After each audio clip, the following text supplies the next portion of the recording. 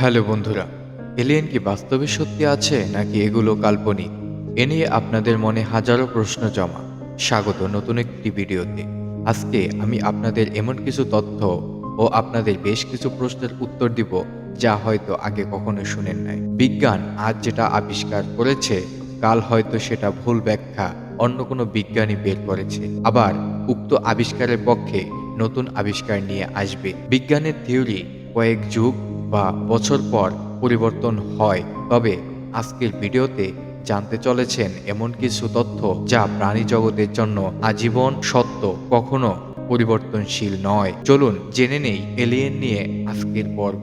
এই মুহূর্তে আপনার মাথায় হয়তো যে প্রশ্নটি আসছে তা হলো, এলিয়েন কি বাস্তবে রয়েছে, অথবা মহাবিশ্বে এলিয়েন বা ভিন গ্রহের প্রাণী সম্পর্কে মার্কিন ও অন্যান্য দেশের ভিন্ন গবেষণামূলক প্রতিষ্ঠান থেকে নানা মতামত প্রদান করা হয়েছে, কিন্তু এখন পর্যন্ত এলিয়েন বা ভিন গ্রহের প্রাণী সম্পর্কে কতটা সত্যতা পাওয়া গেছে। উত্তরটা যদি খুব সহজ ভাষায় দেই তাহলে আপনি বুঝতে পারবেন, মহাবিশ্ব এত বিশাল যে যেখানে বুদ্ধিমান প্রাণী বা এলিয়েন থাকার সম্ভাবনা অনেক বেশি, কিন্তু মহাবিশ্ব এত বিশাল যে তাদের সাথে যোগাযোগ করা প্রায় অসম্ভব একটা ব্যাপার। বিতর্কটা এ নিয়ে যে এলিয়েনরা পৃথিবীতে এসেছে বা এসেছিল কিনা। যুক্তরাষ্ট্রের সব গবেষণা প্রতিষ্ঠানই বলেছে যে এ নিয়ে আমাদের কাছে কোনো প্রত্যক্ষ প্রমাণ নেই। বৈমানিকেরা যেসব ভিডিও করেছে সেগুলো অনেক পার্থিব ব্যাখ্যা আছে। বহির্জাগতিক প্রাণ, অপার্থিব প্রাণ বা ভিন্নগ্রহী প্রাণ বলতে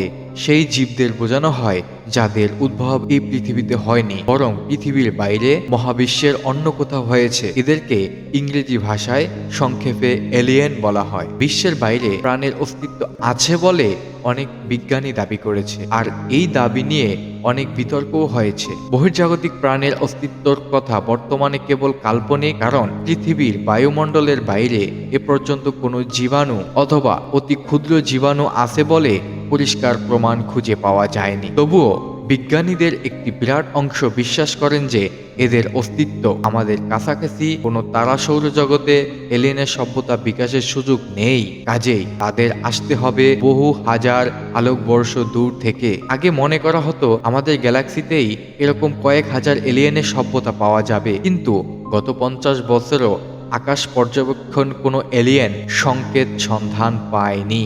এখন মনে করা হচ্ছে আমাদের গ্যালাক্সিতে খুব বেশি হলেও গোটা কয়েক উন্নত সভ্যতা আছে, এবং নিকটবর্তী সভ্যতা 20,000 থেকে 30,000 আলোকবর্ষ দূরে হতে পারে। সেখান থেকে আসতে যে প্রকৌশলী ব্যবহার করতে হবে তা আমরা চিন্তাও করতে পারি নাই। সেই উন্নত সভ্যতা এলিয়েনরা এত পথ পাড়ি দিয়ে এত শক্তি খরচ করে এখানে এসে আমাদের বৈমানিকদের সঙ্গে কানামাছি খেলবে, এটা আমার জন্য বিশ্বাসযোগ্য নয়। এলিয়েনদের জীবনের দর্শন ভিন্ন হতে পারে, কিন্তু তারা যদি এখানে এসে থাকতো তারা পৃথিবীর মানুষের সঙ্গে সরাসরি যোগাযোগ করত। আমার মতে আমাদের গ্যালাক্সিতে কোনো উন্নত সভ্যতা না থাকলেও অন্য গ্যালাক্সিতে হয়তো আছে, কিন্তু তাদের সন্ধান পাওয়া আরো দুরূহ একটা ব্যাপার।